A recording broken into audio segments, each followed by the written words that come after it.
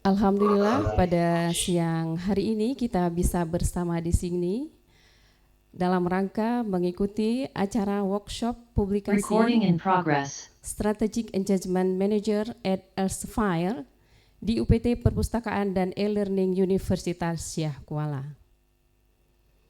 Selamat beriring salam, tak lupa kita sanjung sajikan ke pangkuan Nabi besar Muhammad sallallahu alaihi wasallam yang mana oleh beliau telah membawa kita dari alam kebodohan ke alam yang penuh dengan ilmu pengetahuan. Terima kasih kami ucapkan kepada narasumber yang telah berhadir pada hari ini, yaitu Bapak Dr. Johanjang. Selamat datang kembali di Aceh, Pak. Selanjutnya terima kasih kepada Bapak Kepala UPT Perpustakaan, Bapak Dr. Ismul Huda, yang telah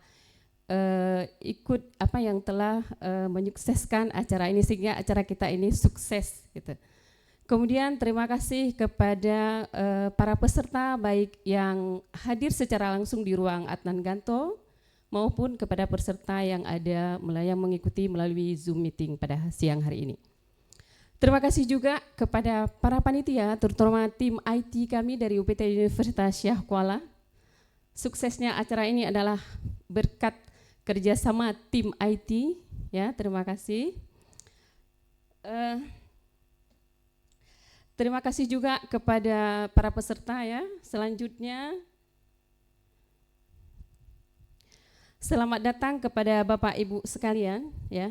Hari ini untuk memberkati acara kita, marilah sama-sama kita membacakan Al-Fatihah dalam hati masing-masing. Ila hadratin Nabi Mustafa Rasulullah sallallahu alaihi wasallam wa ala alihi wa sahbihi ajma'in. Al-Fatihah.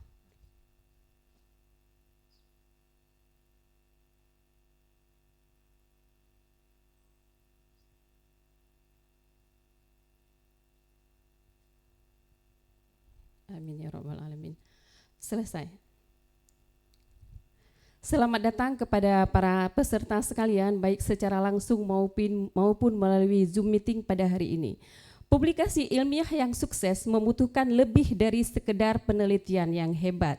Ia juga membutuhkan pemahaman yang mendalam tentang proses editorial dan dinamika penerbitan. Hari ini kita berkesempatan untuk belajar secara langsung dari seorang ahli dari Elsevier. Beliau adalah Dr. Johanjang. He is a Strategic Engagement Manager for Elsevier di Asia Tenggara.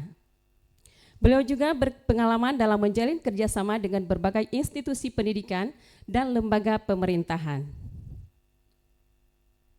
Beliau juga ahli dalam penulisan, publikasi, serta pemanfaatan basis data dan kecerdasan riset dan sering menjadi pembicara di berbagai acara akademik. Johanjang bertanggung jawab atas konsultasi klien, pengelolaan solusi riset, dan pemantauan tren publikasi. Johan meraih penghargaan Global Elsevier Customer Consultant pada tahun 2021-2023. Selain itu juga, Johanjang merupakan dosen di Universitas Pelita Harapan dan London School and Public Relations. Johan menyandang doktor di bidang kepemimpinan dan manajemen pendidikan serta magister di teknologi pendidikan dan komunikasi pemasaran. Dengan pengalaman mengajar di Indonesia, Inggris, dan Australia.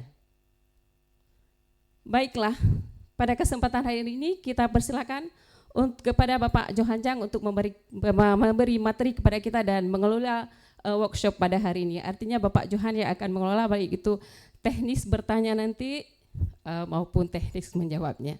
Baik, terima kasih. Saya sebagai MC mohon undur diri. Assalamualaikum warahmatullahi wabarakatuh.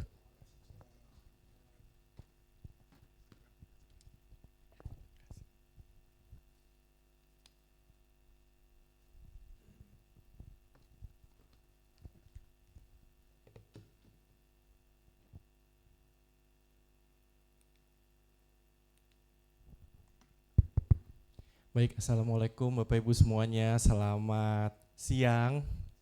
Selamat siang Bapak Ibu yang sudah hadir di ruangan ya, maupun Bapak Ibu yang sudah hadir melalui virtual ya, melalui Zoom. Selamat siang, semoga semuanya sehat-sehat. Nah, dan di kesempatan kali ini ya, terima kasih tentunya untuk perpustakaan dari Universitas Syakuala yang sudah mengadakan kegiatan seperti ini yang semoga pasti akan bermanfaat ya untuk Bapak Ibu semua. Baik di sini mungkin ada Bapak Ibu dosen, kemudian juga ada rekan-rekan mahasiswa ya yang sudah bergabung dari berbagai macam fakultas dan prodi ya. Nah, karena memang kita mengundang Bapak Ibu semua terlepas dari fakultas atau prodinya, hari ini kita sama-sama bisa belajar, kita bisa diskusi ya. Semoga menarik dan berguna untuk kita semua. Baik, Bapak Ibu tadi sudah sedikit diperkenalkan, nama saya Johan Jang, saya adalah Strategic Engagement Manager dari Elsevier. Karena memang orang Indonesia ya membawakan menggunakan bahasa Indonesia. Ini terima kasih sekali ya, tahun lalu kita juga pernah mengadakan kegiatan seperti ini ya, animonya juga sangat luar biasa dan kita akan terus memang mengadakan kegiatan-kegiatan seperti ini ya, bekerja sama dengan perpustakaan di USK gitu ya. Baik, Bapak Ibu di siang hari ini ya topiknya adalah topik tentang dunia publikasi yang tentunya dekat dengan kita semua. Ya Bapak Ibu dosen terutama ya dan tentunya mahasiswa yang perlu untuk mempublikasikan hasil penelitiannya. Nah, dengan judul Selecting the Right Journal for Your Research Publication. Dengan kata lain bagaimana memilih jurnal yang tepat. Ya Bapak Ibu mungkin pernah dengar ya atau sudah tahu tentang jurnal-jurnal predator, jurnal yang palsu begitu ya dan lain-lain, itu jadi pokok bahasan kita. Baik. Nah, Bapak Ibu untuk memulainya mungkin saya akan share beberapa data terlebih dahulu. Nah, ini topik kita ya. Pertama saya akan share dulu tentang performa riset di Indonesia ya, lalu bagaimana requirement dan memilih jurnal yang tepat. Oke. Nah, Bapak Ibu pertama ya, kita lihat dulu data-data yang semoga membuka wawasan kita lebih jauh begitu ya tentang performa atau kinerja riset di Indonesia. Ini semua yang terindeks Scopus ya. Jadi hanya yang terindeks Scopus saja. Kita kalau lihat hasilnya seperti ini ya. Jadi ini saya ambil data dari tahun 2015 sampai dengan 2024. Kalau saya ambil yang 2025 karena tahunnya belum selesai nanti datanya jadi aneh ya. Jadi saya ambil sampai 2024. Total penelitian yang sudah kita publikasikan itu 37.259.800 ini jumlah penelitian dunia, ini dunia ya. Ada 37.259.814 ya. Jadi jumlah artikelnya 37 juta lebih begitu ya. Nah, saya mau buka dengan satu pertanyaan Bapak Ibu ya. Dari 37 juta sekian ya, jumlah penelitian tersebut menurut Bapak Ibu lebih banyak di jurnal yang Q1, Q2 atau Q3, Q4? Mungkin yang di ruangan silahkan, lebih banyak Q1, 2 atau 3, 4? 3, 4. Kalau logikanya begitu ya, yang gampang kan yang 3, 4 ya. Berarti harusnya Q3 dan Q4 lebih banyak daripada Q1 dan Q2. Oke, kita lihat ya, apakah datanya benar Bapak Ibu? Ternyata tidak. Ya. Jadi kalau kita lihat di seluruh dunia yang 37 juta sekian itu lebih banyak Q1 dan 2, bahkan sangat-sangat dominan. Ya, 70,3%-nya itu Q1 2, hanya 19,7 atau hampir 20% yang ada di Q3 dan 4 begitu. Nah, sekarang kita lihat Indonesia Bapak Ibu. Ini jumlah penelitian Indonesia 416.580 ya. Kalau tadi 37 juta sekian, kita menyumbang 416.000-nya. Ya, berarti masih belum terlalu banyak begitu ya dari 37 juta sekian tersebut begitu. Nah, ini pertanyaannya tinggi atau rendah Bapak Ibu? Kalau kata saya tadi masih kurang banyak gitu. Nah, tapi tinggi atau rendah kan tergantung dulu ya, tinggi atau rendah dibandingkan dengan siapa dulu begitu ya, dibandingkan dengan apa gitu. Nah, kita coba bandingkan dengan negara-negara Asia Tenggara. Nah, kalau dibandingkan dengan negara-negara Asia Tenggara, angka yang tadi 416.000 sekian, menurut Bapak Ibu tinggi atau rendah? Rendah, oke. Kita coba lihat ya. ternyata tinggi Bapak Ibu. Ya. Ini perbandingannya, jadi Indonesia, Malaysia, Singapura, Thailand, Vietnam, Philippines, 6 negara besar di Asia Tenggara. Kalau kita lihat dari jumlah jumlah jumlah yang dipublikasikan, ya Indonesia itu nomor 1 ya, sejak tahun 2018. Ya, kita memang sempat tahun 2015 sampai 17 itu memang masih di bawah Malaysia dan Singapura. Ya, bahkan 2015 dan 16 di bawah Thailand. Nah, tapi peningkatan yang sangat pesat itu terjadi dari 2016 ke 2019. Itu lonjakannya tinggi sekali. Ya, yang tadinya kita masih di bawah Thailand, itu 2018 pertama kalinya kita melewati Malaysia. Ya, dan itu terjadi terus, jadi jumlahnya naik terus ya, meskipun sempat turun sedikit di 2022 ya. Tapi kemudian naik lagi di tahun-tahun berikutnya. Nah, 2022 ini memang rata-rata negara itu cenderung mengalami penurunan. Ya, kenapa ini fenomena yang menarik Bapak Ibu? Ya, karena 2020 dan 2021 waktu COVID, ya, itu para peneliti rajinnya luar biasa. Ya, mungkin di rumah nggak tahu ya mau ngapain gitu ya. Akhirnya neliti publikasi terus dan jumlahnya tinggi sekali. 2022 mungkin udah capek kayaknya ya. Jadi agak turun, kalau seluruh dunia termasuk Indonesia turun, ya. Tapi secara jumlah tetap saja lumayan tinggi. Dan 2024 kalau kita lihat gapnya dengan Malaysia itu makin jauh, ya. Nah kalau kita lihat dari jumlah seperti ini sifatnya wajar. Ya, kenapa wajar? Karena secara jumlah penduduk, jumlah dosen, jumlah mahasiswa, jumlah universitas Indonesia jauh lebih banyak, ya, dibandingkan negara-negara tetangga di Asia Tenggara gitu, ya. Jadi ini sesuatu yang menurut ya kalau kita lihat dari proporsi jumlah penduduk ya dan lain-lain itu memang wajar. Nah, dengan angka 416.000 dan nomor 1 di Asia Tenggara menurut Bapak Ibu dalam kasus Indonesia ya, itu lebih banyak Q1, Q2 atau Q3, Q4?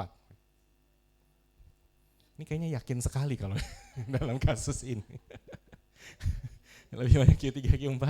Yakin? Oke, kita lihat datanya ya. Ya, betul Ibu. Ya. Jadi ketika kita lihat data Indonesia, Q1 dan 2 itu 32,9%, Q3 dan 4 itu 67,1%. Kebalik ya sama data dunia. Ya, di data dunia Q1 dan Q2 tadi 70% lebih. Ya. Tapi di Indonesia itu malah Q3 dan 4-nya yang menuju 70%. Nah, ini dengan kasus seperti ini, Bapak Ibu, ya, yang terjadi apa? Yang terjadi adalah Citasi Indonesia atau dampak riset kalau kita hitung dari Citasi itu di bawah rata-rata global. Ya, rata-rata global itu angkanya di 1,0, Bapak Ibu. Ya, angkanya di 1,0. Nah, tapi rata-rata Indonesia itu kalau dari 2015 sampai 2024 kita cari rata-ratanya itu di 0,85. Artinya, ya, Indonesia itu di bawah jumlah total Citasi. Jadi kita cari dulu jumlah total Citasi seluruh dunia, semua bidang ilmu. Nah, angkanya berapa? Kita kasih 1,0. Nah, kalau ternyata rata-rata Citasi kita di bawah jumlah tersebut, berarti kita masih di bawah rata-rata global. Ya, Indonesia di 0,85 dan tertinggi kita itu di tahun 2017 itu pun tetap masih di bawah 1, 0,99. Ya, nyaris tapi tetap di bawah 1. Nah, bagaimana dengan negara-negara Asia Tenggara lainnya? Gitu ya. Coba kita lihat gitu ya. Negara-negara lain di Asia Tenggara, kalau tadi Indonesia nomor 1, yang lain-lain lumayan gitu ya, naik juga tapi nggak terlalu sebesar Indonesia. Nah, terus bagaimana? Apakah mereka Q1, Q2, apakah mereka Q3, 4, citasinya seperti apa? Nah, ternyata seperti ini Bapak Ibu. Ini adalah perbandingan output dan impact Citasi, terdampak Citasi. Kalau kita lihat yang dari bawah ke atas itu adalah jumlah output, ya, Indonesia tadi 402 berapa gitu ya, 20 sekian ribu, jadi paling atas. Ya, kemudian ada Malaysia, Thailand, Singapura dulu, Thailand, Vietnam, Philippines. Tapi kalau Bapak Ibu lihat, Ya, kalau yang dari bawah ke atasnya iya kita juara. Tapi dari kiri ke kanannya kita yang paling rendah. Ya, yang paling ujung sana itu hampir 2 itu adalah Singapura. Ya, artinya Singapura itu secara sitasi hampir 2 kali lipat rata-rata dunia.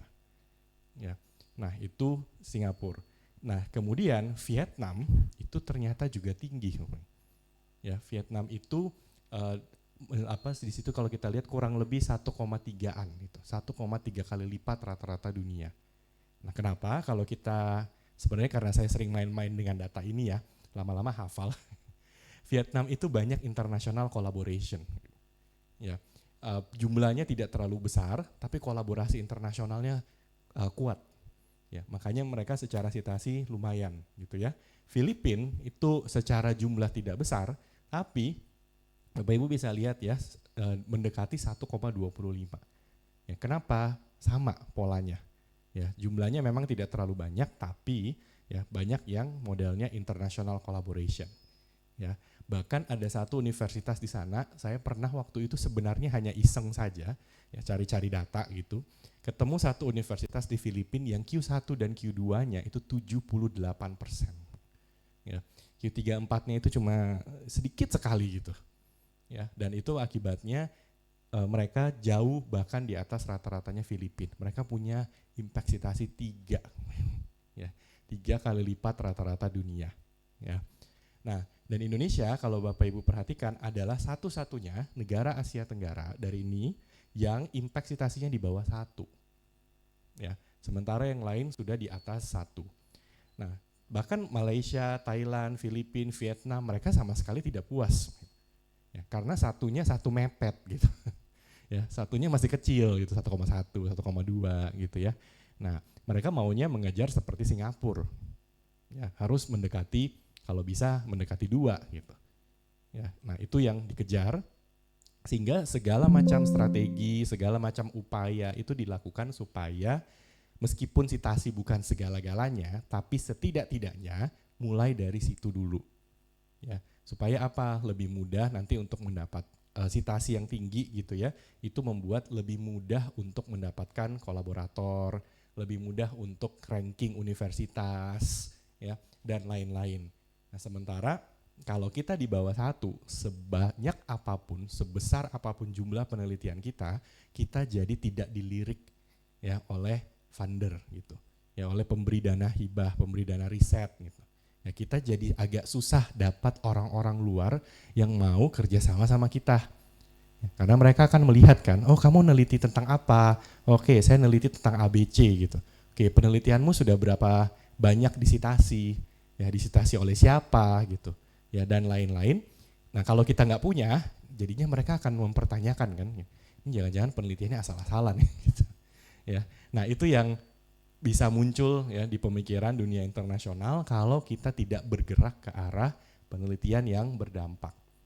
Makanya sebenarnya sejak 2018 ya kita sebenarnya sudah menyuarakan ke pihak kementerian gitu ya bahwa riset yang bagus itu adalah riset yang berdampak, bukan soal jumlahnya. Indonesia udah pasti menang kalau jumlah nggak usah ditanya lah gitu. Ya tapi kalau dampak itu yang harus diusahakan. Ya makanya sekarang ada kampus berdampak gitu ya, semua ke arah sana gitu. Agak ketinggalan sih, cuma ya sudah daripada tidak dimulai-mulai gitu ya. Nah tapi arahnya memang harus ke sana. Ya, ini saya tidak tampilkan di sini, mungkin setelah ini sebenarnya sih ada pertemuan dengan WR gitu ya dari USK gitu, karena ada datanya USK Bapak Ibu. Ya, USK meskipun datanya saya tidak tampilkan di sini, menurut Bapak Ibu di atas 1 atau di bawah 1? Yo, yakin dengan kampus sendiri nih. Ini kan kalau rata-rata Indonesia ya. Nah, kalau USK tuh di atas 1, di atas rata-rata Indonesia tuh di bawah, Bapak Ibu. Jadi ini yang penyumbang positif apa yang negatif? Ya, USK menurut Bapak Ibu bagaimana? Ya. USK Bapak Ibu itu di atas 1. Ya. Jadi secara kampus ya itu bagus ya karena udah di atas rata-rata Indonesia, bahkan seingat saya ya satunya lumayan kok gitu ya, lumayan tinggi gitu ya. Karena ya itu setiap kampus pasti punya strateginya sendiri-sendiri, beda polanya gitu ya. Dan itu artinya sebagai PTNBH Bapak Ibu menyumbang yang positif gitu. Tapi memang ya nggak bisa sendirilah ya. Kalau kita gabung satu Indonesia ya yang di bawah satu ini akan menjatuhkan maka gitu ya. Oke. Jadi ini Bapak Ibu ya mengenai permasalahan dampak-dampak riset itu tidak lepas dari bagaimana kita memilih jurnal yang tepat. Gitu. Ya, kenapa? Karena ini bukan hanya perkara jurnalnya Q1 apa Q2 gitu ya, bukan itu saja. Tapi kalau kita salah pilih jurnal, maka potensi citasi itu jadinya tidak dapat Bapak Ibu. Ya, penelitian Indonesia itu menurut jurnal editor-editor jurnalnya Elsevier itu tidak kalah dengan penelitian dari luar gitu. Ya, sama sekali tidak kalah gitu. Ya, secara kualitasnya oke. Tapi kita seringkali terjebak dengan memilih jurnalnya yang salah. Jadi penelitian yang bagus yang harusnya banyak dibaca orang, yang kemungkinan bisa dapat citasi, tidak jadi dapat citasi gitu. Karena jurnalnya tidak dibaca atau jangan-jangan jurnalnya malah predator. Ya, atau jurnalnya baru saja terbit kemudian akhirnya kena discontinue gitu. Ya. Nah, itu yang sangat disayangkan. Dan di Indonesia juga ya, saya biasanya keliling-keliling kampus itu kita biasanya terlalu fokus pada metodologi penelitian. Ya. Dan itu nggak salah Bapak Ibu. Ya. Tidak salah mengajar metodologi penelitian ya haruslah. Tapi kita suka lupa dengan bagian publikasi penelitian. Ya, sehingga mungkin ini ke Bapak Ibu dosen ya gitu ya. Kalau ada kesempatannya ya di kelas terutama mungkin yang mengajar S2, S3 gitu ya. Diinfokan juga tentang publikasi penelitian. Banyak mahasiswa masih tidak paham apa itu Sinta, apa itu Scopus gitu. Cari jurnal itu di mana gitu. Ya, masih bingung-bingung gitu. Ya, apa bedanya conference dengan jurnal gitu. Nah, hal-hal yang mendasar seperti ini juga harus diinfokan. Ya. Nah, bahkan kalau perlu nanti juga diinfokan tentang pilih jurnalnya itu yang harus seperti apa. Gitu. Karena di Indonesia, waktu saya keliling-keliling di berbagai PTNBH ya, dan kampus PTS juga gitu ya, sama permasalahannya adalah banyak sekali mahasiswa yang akhirnya salah pilih jurnal karena tidak diberikan info oleh kampusnya. Mereka cari-cari sendiri tapi carinya di tempat yang salah gitu. Ya. Nah, akhirnya penelitian-penelitian itu kan tidak dipublikasikan di jurnal yang tepat. Ya. Nah, kalau kebetulan saya mengajar metodologi penelitian Bapak Ibu. Tapi 2 pertemuan pertama itu saya malah ngajar tentang publikasi. Jadi saya belum mengajarkan tentang kuantitatif, kualitatif itu apa begitu belum gitu. Ya. Tapi saya arahkan dulu ke mahasiswa bahwa Anda akan publikasi. Publikasi itu apa sih? Gunanya buat apa gitu ya. Terus saya buka tuh, ini websitenya Sinta tuh yang ini loh, cari jurnal tuh di sini. Nah, jadi mereka familiar gitu. Ya, kalau mau Scopus bukannya di sini, jadi cari-cari jurnal. Ya, misalnya karena saya di bidang pendidikan gitu ya. Saya buka tuh, nah ini contoh nih jurnal-jurnal pendidikan. Nah, buka websitenya, dikasih lihat satu-satu, submit tuh di sini gitu. Ya, nah itu seperti itu penting supaya tahu dulu tujuannya itu seperti apa dan caranya ke sana bagaimana gitu. Nah, baru setelahnya ya level berikutnya itu adalah soal ini. Ya, memilih jurnal yang tepat. Ya, karena jurnal itu jumlahnya ribuan, bahkan kalau Bapak Ibu ke Scopus, jurnal itu ada 48.000 ya. Banyak sekali sehingga kita harus pintar-pintar pilih yang sesuai dengan penelitian kita. Nah, hal-hal yang paling mendasar yang perlu kita perhatikan waktu kita mau memilih jurnal yang tepat itu apa saja. Pertama Bapak Ibu adalah memahami betul ya konsep subscription dan open access. Itu hal yang paling dasar dulu. Nah, ada yang tahu bedanya Bapak Ibu? Subscription dan open access. Ya, mungkin lebih gampangnya begini. Mana model ya yang dimana ketika saya harus publikasi, saya sebagai author ya, saya publikasi, saya harus bayar. Yang subscription atau open access. Ya, betul yang open access ya Bapak Ibu ya. Nah, itu dulu yang paling mendasar. Ya, ketika nanti saya masuk ke website jurnal, mau itu di Scopus, apa itu di Sinta dan lain-lain ya. Saya cek dulu ini jurnalnya subscription atau open access. Kalau jurnalnya open access itu artinya ada article publishing charge atau APC. Nah, APC-nya nilainya tergantung ya, tergantung jurnalnya. Itu bisa dari yang ada juga APC yang gratis gitu ya, yang 0, itu juga ada, sampai rekor yang paling tinggi yang pernah saya lihat itu 9.000 US dollar. Berapa itu? Ya, itu bisa DP rumah lah gitu ya. Nah, itu rekor yang paling tinggi itu yang pernah saya lihat ya. Gitu. Tapi kalau yang subscription itu artinya kita tidak perlu bayar apapun. Ya. Nah, jadi itu yang pertama. Nah, ini juga ada beberapa miskonsepsi tentang open access nih Bapak Ibu. Ya, pertama, publikasi open access atau OA memiliki peluang penerimaan yang lebih tinggi. Itu tidak benar, Bapak Ibu. Ya, publikasi di OA justru tidak boleh para publishernya, para penerbitnya ya, kalau potensi penerimaannya lebih tinggi karena bayar Bapak Ibu, itu sudah tidak etis. Jurnalnya itu bisa kena discontinue. Ya, apalagi kalau jurnal itu tiba-tiba menawarkan ke Bapak Ibu, mau tidak bayar lebih mahal, ya, tapi artikelnya pasti kita publikasi. Ya, itu udah satu red flag lah gitu ya, tidak bisa gitu. Itu kita harus langsung tolak. Oke. Kemudian yang kedua, publikasi open access dapat meningkatkan jumlah sitasi. Ya, karena kesannya kalau open access tidak perlu langganan, jadi semua orang di seluruh dunia bisa buka, bisa baca. Nah, tapi ternyata data dari Scopus itu menunjukkan tidak masalah Bapak Ibu. Mau subscription, mau open access itu tidak terlalu berkaitan dengan jumlah sitasi. Yang lebih efek apa? Yang lebih berefek adalah jurnalnya jurnal apa. Itu lebih penting dibandingkan jurnal itu subscription atau open access. Ya. Jurnal-jurnal misalnya ya, kalau di medis itu sangat terkenal namanya The Lancet. Itu jurnal medis nomor 1. Nah, The Lancet itu ya banyak yang modelnya adalah close access atau subscription gitu. Ya, tapi citasinya tinggi nggak? Oh, tinggi sekali. Ya, lebih dari 90% artikel yang ada di The Lancet itu dapat citasi. Jadi tidak masalah sama sekali. Ya. Nah, kemudian berikutnya publikasi open access atau OA biasanya lebih cepat. Nah, ini juga tidak boleh malah. Ya. Publikasi di open access itu tidak berarti publikasinya jadi lebih cepat. Justru kalau terlalu cepat, itu kita harus mempertanyakan ya, apakah proses peer review itu sudah dilakukan dengan benar atau jangan-jangan ini yang penting bayar langsung publikasi. Ya. Karena kalau itu yang terjadi, nanti Bapak Ibu juga sama akan kena jurnalnya bisa kena discontinue lagi begitu. Ya. Jadi bukan berarti kalau di open access itu jadi jauh lebih cepat.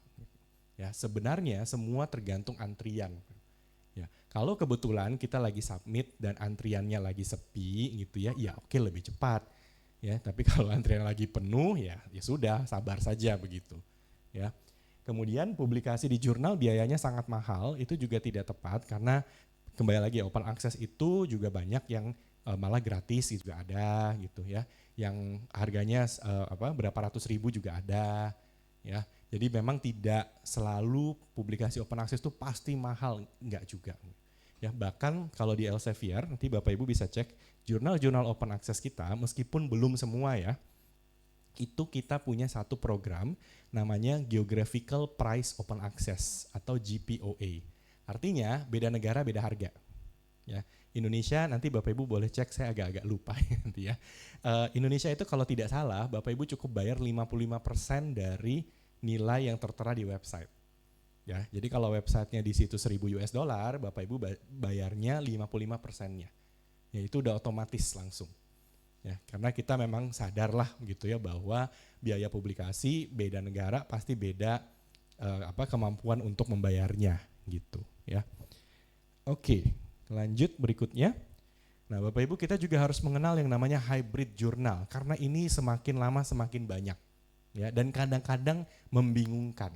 Ya, hybrid journal itu intinya adalah author itu dikasih kesempatan untuk memilih ya di jurnal yang sama ya, artikelnya itu mau dibuat subscription atau mau dibuat open access. Dan itu terserah dari authornya. Ya, jadi kita submit ke jurnal artikel kita gitu ya. Nanti jurnalnya tanya, oke, artikelmu itu mau subscription atau mau open access gitu. ya. Nah, nanti kita bebas saja memilih. Nah, seperti ini ya, ini salah satu jurnalnya Elsevier yang hybrid, namanya Bioresource Technology. Nah, di websitenya ini saya screenshot, itu ada pilihan nih, article publishing option, ya, open access atau subscription. Kalau yang open access itu biayanya sudah tertera, itu lumayan tinggi ya, 4.880 US dollar. Tapi yang subscriptionnya juga ada. Ya, di subscription sudah diinfokan no publication fee. Ya. Nah, ini model-model jurnal seperti ini ya bukan berarti kalau nanti Bapak Ibu pilih yang open access itu berarti lebih gampang untuk publikasi. Ya, kenapa? Karena pertanyaan ini nih, mau open access atau subscription, itu ditanyanya di akhir, ketika review sudah selesai Bapak Ibu. Jadi bukan di depan. Ya, jadi nggak masalah Bapak Ibu mau open access, mau subscription, ya nanti saja. Ya, jadi kita tidak mempermasalahkan atau membedakan antrian. Ya, yang open access misalnya lebih duluan gitu ya, enggak. Itu ditanya hanya di akhir saja. Ya. Nah, Bapak Ibu perhatikan juga ada jurnal-jurnal yang ini tidak ditanya Bapak Ibu. Jadi jurnalnya hybrid ya, tapi jurnal itu tidak tanya ke authornya ini mau subscription atau open access. Mereka punya defaultnya. Ya, dengan kata lain Bapak Ibu ketika di jurnal itu meskipun tidak ditanya, kalau Bapak Ibu tidak baca baik-baik, nanti jurnalnya tiba-tiba buat artikelnya jadi subscription. Ya, karena by default ya, jurnal itu subscription, kecuali Bapak Ibu minta dijadikan open access. Nah, itu ada yang begitu tuh. Nah, jadi Bapak Ibu perhatikan saja ya ketentuan dari jurnalnya seperti apa. Ya, kalau di Elsevier kita kasih Bapak Ibu pilihan. Ya, tapi penerbit lain kadang-kadang begitu tuh. Ya, pokoknya ini udah pasti subscription kecuali diminta diubah jadi open access. Ya, atau kebalik, ini udah pasti open access kecuali diminta diubah jadi subscription. Ya, kenapa ini penting Bapak Ibu? Karena ini berurusan dengan uang. Ya, jadi jangan sampai misalnya mahasiswa terutama gitu ya, oh ini penelitian udah bagus, submit ke jurnalnya juga bagus, tapi ternyata open access dan biayanya nggak kira-kira gitu. Ya, kadang-kadang seperti itu kan jadi sayang ya, udah capek-capek review semuanya, ternyata fundingnya belum cukup gitu. Nah itu nanti jadi masalah ke depan. Oke, berikutnya ketika memilih jurnal yang tepat kita harus selalu memperhatikan aim dan scope dari jurnal. Ya, aim dan scope itu ada di website dari jurnal, ya sudah pasti gitu ya. Ini adalah tujuan dan ruang lingkup lah kalau bahasa Indonesianya. Nah, setiap jurnal ya mereka punya ruang tujuan dan ruang lingkupnya. Kalau jurnal itu misalnya jurnal manajemen, nah Bapak Ibu baca manajemennya manajemen apa dulu nih? Banyak. Ya, atau kalau jurnalnya misalnya ini Innovation and Green Development, di website dari jurnal ini yang saya screenshot itu sudah dijelaskan jurnal ini hanya menerima artikel yang sifatnya membahas inovasi tapi dari segi sustainability. Ya, hanya itu saja. Ya, kita harus sesuai dengan aim dan scope dari jurnalnya. Kalau kebalikannya nih Bapak Ibu, ya. Misalnya Bapak Ibu lihat ada satu jurnal. Ya, jurnal itu misalkan jurnal engineering begitu ya, jurnal teknik misalnya, teknik sipil lah contoh. Ya, tapi ternyata jurnalnya publikasi di luar dari teknik sipil. Ya, Bapak Ibu buka-buka jurnalnya, cek-cek beberapa artikelnya gitu ya, download beberapa. Kalau ketemu yang seperti itu, Bapak Ibu hindari jurnalnya. Ya, karena itu artinya jurnal itu sudah keluar dari aim dan scope-nya. Ya, itu udah paling tidak boleh tuh. Ya, nanti masuk ke salah satu kriteria jurnal itu jangan-jangan jurnal predator. Ya. Nah, kemudian berikutnya Bapak Ibu, yang kita juga harus perhatikan itu adalah kuartil dari jurnal. Nah, pertanyaannya mungkin ke Bapak Ibu ya, biasanya kalau cek kuartil jurnal ceknya di mana Bapak Ibu? Biasanya pakai website apa? Kalau cek ini Q1 apa Q3 atau berapa gitu. Skimago. Ya. Oke. Bisa ya, Bapak Ibu biasanya mungkin pakai Skimago gitu ya. Nah, boleh tidak kita pakai Skimago? Boleh, tapi ada informasi penting nih Bapak Ibu. Ya. Skimago itu mengupdate kuartil jurnal cuma setahun sekali. Ya. Jadi biasanya mereka akan update sekitar bulan April atau Mei. Nah, Jadi mereka akan update jurnal itu, katakanlah jurnal ABC itu adalah jurnal Q2. Maka waktu diupdate tahun ini, maka jurnal itu akan bertahan sebagai jurnal Q2 sampai tahun depan ketika diupdate lagi. Ya. Nah, tapi kenyataannya Bapak Ibu, ya, jurnal itu sebenarnya tidak kuartil jurnal itu berubahnya bukan setahun sekali, itu bisa berubah tiap bulan. Nah, itu yang kadang-kadang jadi masalah. Ya, itu juga kadang-kadang kenapa ya, kalau Bapak Ibu mungkin punya pengalaman gitu ya, cek jurnal di Skimago dan cek jurnal di scopus.com, kadang-kadang kuartilnya beda. Ya, kadang-kadang ya. Kenapa? Karena kalau di scopus.com kita pakai yang namanya site score. Site score itu berubahnya bisa tiap bulan. Bukan bisa sih, memang berubah tiap bulan, Bapak Ibu. Ya, sehingga itulah yang menyebabkan kadang-kadang di Skimago katakanlah Q2, begitu Bapak Ibu buka Scopus, dicek lo kok Q3 atau kok Q1 gitu. Ya. Nah, siapa yang salah? Nggak ada yang salah. Karena formulanya beda, penentuannya beda. Ya, di Skimago bertahan selama 1 tahun, di Scopus ini bisa berubah tiap bulan.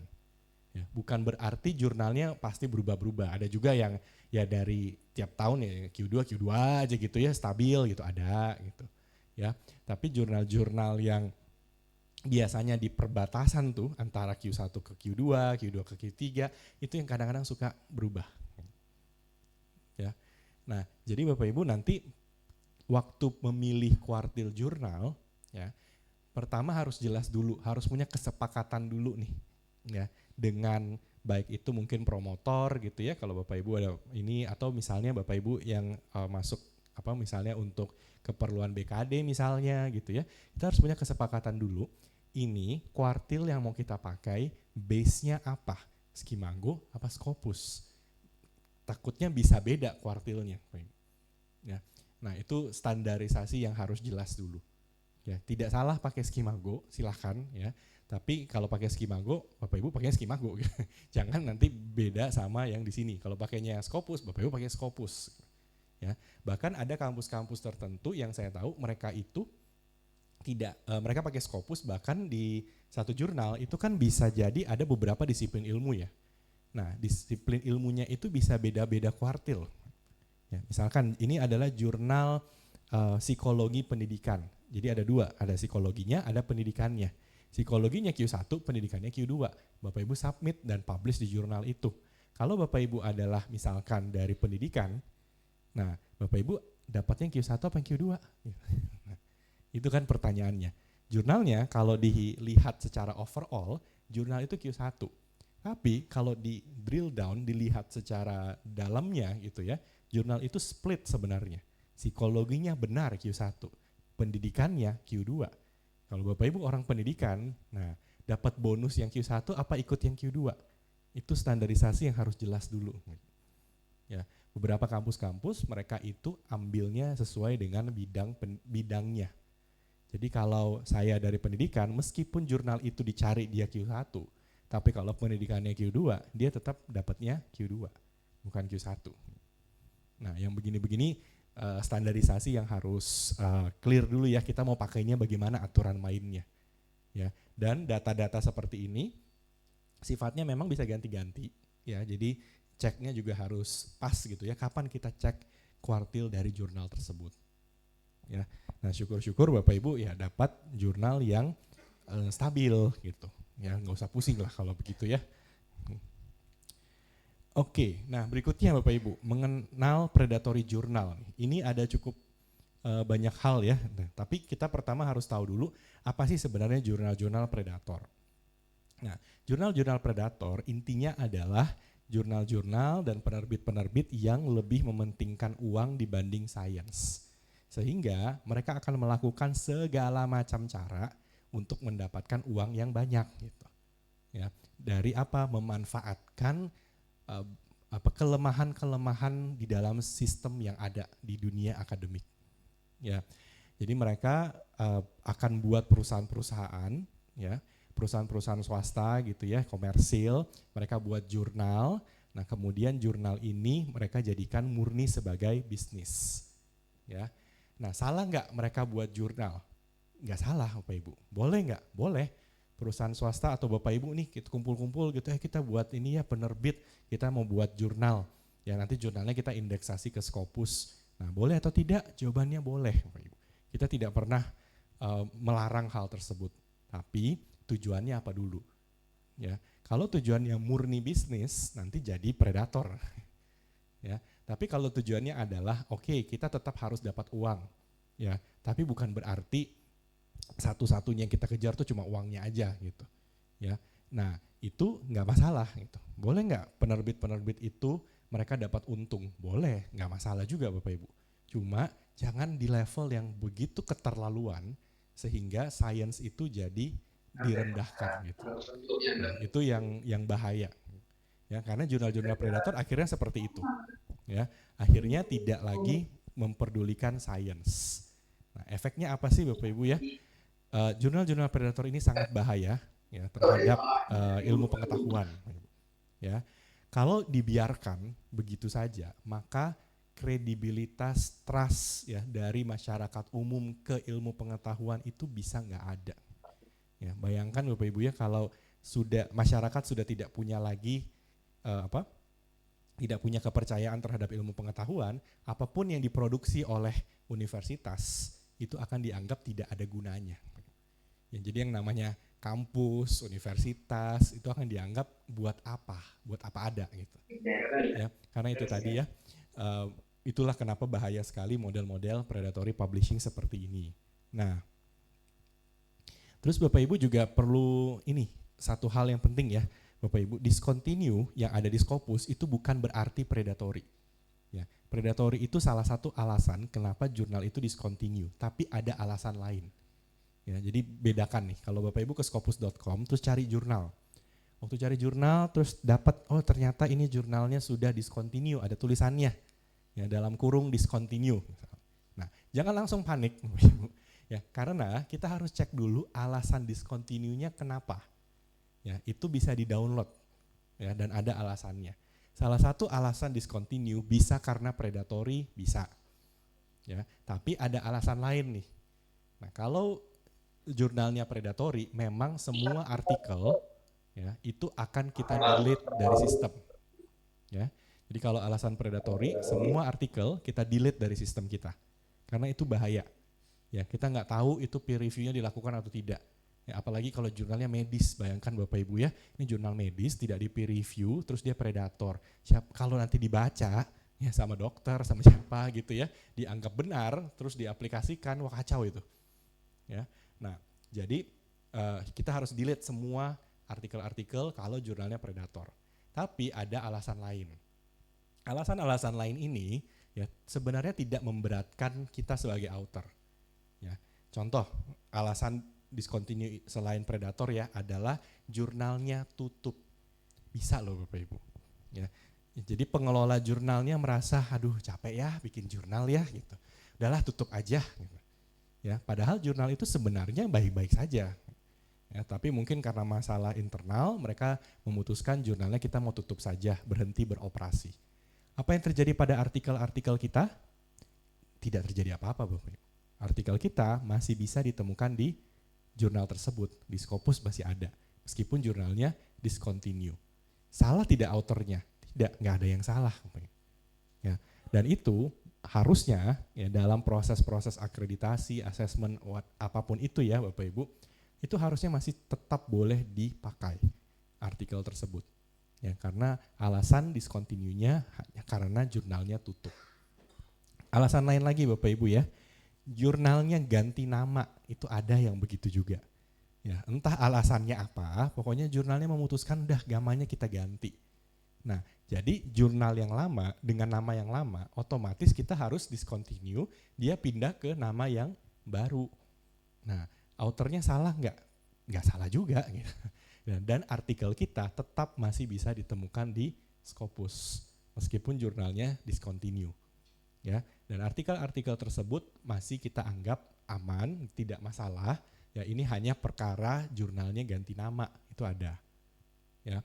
Nah, kemudian ada juga jurnal yang ini Bapak Ibu, yang memang kalau ini gray area nih, ini masih abu-abu ya gitu. Jurnal yang kualitasnya turun terus. Ya. ada jurnal-jurnal yang begini. Katakanlah setiap tahun jurnal ini harusnya publikasi 6 volume gitu.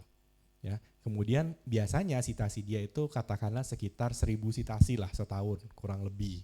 Ya, terus tahun berikutnya kita lihat loh jurnal ini mulai miss. Ya harusnya 6 tiba-tiba jadi 4. Citasinya turun. Ya harusnya 1000 tiba-tiba kok sekarang tinggal 600 gitu.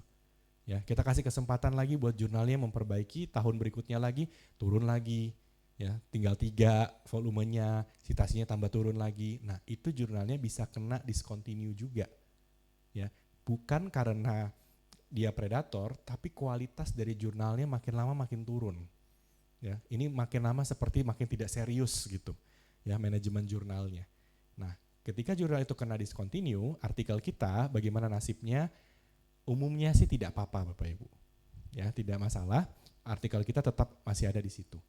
Ya, kecuali kita menemukan bahwa dalam periode jurnal itu mengalami penurunan kualitas, mereka juga melakukan tindakan predator. Ya, atau sebelumnya mereka melakukan tindakan predator. Ya, maka bisa jadi artikelnya hilang. Tapi kebanyakan artikelnya tetap aman. Ya. Jadi itu kenapa kita harus oke dulu saja waktu kita lihat jurnal itu discontinue. Jangan langsung panik, kita cek dulu alasannya kenapa. Ya. Oke, Bapak Ibu ini indikator-indikator yang penting ya, yang nanti ada di Scopus. Misalnya pertama, Bapak Ibu selalu bandingkan antara jumlah dokumen dan citasi. Ya, jurnal-jurnal yang bagus itu citasinya harus lebih tinggi daripada dokumennya. Ya, kalau dokumennya jauh lebih tinggi dari citasinya, angkanya makin lama makin kecil. Ya, kalau angkanya kecil, ya itu jurnal-jurnal yang kurang bagus. Takutnya nanti kena discontinue yang tadi, yang kualitasnya makin lama makin turun. Ya, jadi pertama itu, kalau bisa Bapak Ibu cari jurnal yang citasinya lebih tinggi daripada dokumennya. Nah, berikutnya ini tadi sempat kita bahas ya artikel-artikelnya harus sesuai dengan aim dan scope dari jurnal. Ya, contoh, ini jurnal Water Resources tentang hidrologi.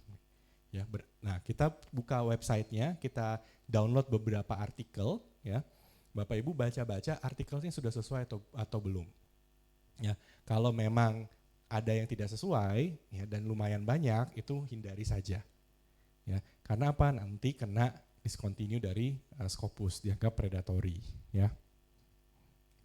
Oke, nah ini juga Bapak Ibu. Kalau kita publikasi di jurnal open access, silakan saja, tidak masalah gitu ya. Tapi hindari jurnal yang minta pembayaran APC sebelum review atau saat review dilakukan. Ya, jadi misalnya kita udah submit, ya, kemudian tiba-tiba waktu kita submit, ya, baru 1 hari kemudian tiba-tiba kita dapat invoice, ya, disuruh bayar APC. Ya, padahal proses review belum terjadi Bapak Ibu. Ya, baru submit, ya tiba-tiba sudah dapat pembayaran. Nah, kenapa ini tidak boleh? Ada yang tahu Bapak Ibu? Kenapa bayar APC itu tidak boleh di depan, harus di belakang? Karena ini sama aja dengan nyogok. Ya, mana ada jurnal kita udah bayar, terus artikel kita nggak diterima, emang uangnya mau dibalikin? Kan nggak mungkin Bapak Ibu. Ya, jadi kita tidak memperbolehkan jurnal minta bayar APC di depan. Ya, atau waktu lagi review, itu juga sama aja. Ya, proses review lagi jalan, jurnalnya tiba-tiba mengeluarkan invoice, minta bayar. Padahal reviewnya belum selesai, jadi kita juga belum tahu ini artikelnya diterima atau tidak. Nah, kalau kita bayar, itu kan seolah-olah mengatakan bahwa nih saya udah bayar ya, jadi tolong diterima ya artikelnya. Ya, itu juga merupakan pelanggaran etika publikasi. Ya, kita bahkan sekarang menemukan ada yang modelnya cicilan. Ya, itu juga nggak boleh sebenarnya Bapak Ibu, sama aja. Ya, bayar dulu 20% di depan, ya terus bedanya apa sama, ya ini tinggal tunggu waktu aja kan untuk bayar 100%-nya. Ya, jadi memang pembayaran APC yang diterima oleh Scopus itu hanya yang di akhir, ya 100% di akhir. Ya, ya kita sih belum menemukan pay later, belum sih Bapak Ibu ya, pinjol-pinjol begini belum sih. Nah tapi itu ya, cuma boleh satu, yaitu bayar di akhir saja. Ya. Oke, nah perhatikan proses setelah review dilakukan. Kenapa? Karena kita menemukan ada jurnal-jurnal yang begini. proses reviewnya baik-baik saja, ya lama lagi, ya udah lama gitu, susah, gitu. Dan prosesnya sepertinya oke-oke saja, nggak masalah gitu. Nah tapi tiba-tiba begitu review sudah selesai, Bapak Ibu ditagih APC. Ditagih APC-nya sebenarnya tidak masalah, APC-nya sesuai dengan website. Ya Bapak Ibu udah setuju nih, bayar $1.000 Bapak Ibu sudah oke gitu. Oke ya udah, ya keluar biaya APC invoice $1.000. Tapi tiba-tiba Bapak Ibu disuruh proofreading. Nah, proofreading boleh atau tidak? Boleh. Tapi yang tidak boleh adalah tiba-tiba Bapak Ibu proofreadingnya harus dengan pihak jurnalnya. Dan kata harus itu digaris bawahi. Ya, kalau tidak menggunakan jasa proofreadingnya mereka, artikel kita akan ditolak. Dan proofreadingnya harganya tidak masuk akal. Itu sama aja Bapak Ibu, biaya APC itu dimurahi, dibuat murah gitu ya, tapi biaya proofreading dibuat mahal untuk menggantikan biaya APC. Ya. Nah ini kita temukan juga Bapak Ibu, proofreading yang wajib harus pakai dari jurnalnya dan harganya tidak masuk akal. Ya. Tapi jurnal-jurnal begini itu memang sangat-sangat ini ya, sangat-sangat merugikan author karena kita baru tahunya di akhir setelah review sudah selesai. Jadi dengan kata lain, ini mau tidak mau artikel kita sudah pasti di-accept, tinggal masalah bahasa Inggrisnya aja yang harus di-proofread dengan biaya yang tidak masuk akal. Gitu. Tapi ya sudah sampai di titik terakhir kan. Ya, nah ini praktek-praktek yang juga sangat disayangkan gitu. Ya. Nah, kemudian waktu menunggu juga harus masuk akal ya, dengan kata lain memang wajar sekali proses review itu pasti berbulan-bulan Bapak Ibu. Ya, itu udah wajar. Bahkan kalau jurnal yang sangat-sangat terkenal itu bisa lebih dari setahun. Ya, karena antriannya panjang. Itu masalahnya ya. Nah, jadi kalau jurnal bersangkutan berani menyatakan waktu publikasi yang sangat-sangat cepat, hitungannya hari, hindari. Ya, karena itu tidak masuk akal. Ya, bagaimana caranya sebuah jurnal misalnya udah murah, cepat gitu ya. Pertanyaannya dibaca atau tidak sebenarnya artikel tersebut kan. Ya, kalau takutnya tidak dibaca, yang penting submit aja, publish aja begitu ya. Nah, nanti ujung-ujungnya apa? Kita tidak bisa percaya dengan kualitas dari artikel tersebut. Dan ujung-ujungnya apa? Nanti jurnalnya kena discontinue lagi gitu. Ya sama aja. Jadi hasil kerja keras kita percuma juga. Ya. Nah, kemudian jika jurnal itu adalah jurnal internasional, maka jurnalnya harus mempublikasikan artikel dari berbagai negara. Jadi kalau ada judulnya International Journal of Something gitu ya, Bapak Ibu buka website jurnalnya, cek, yang di Bapak Ibu cek itu adalah penulisnya dari mana-mana saja. Ya, random aja Bapak Ibu download beberapa gitu ya, terus cek penulisnya. Ya, benar nggak? Oh ternyata ada dari Malaysia, oh ternyata ada dari Jerman, ada dari mana, oke aman.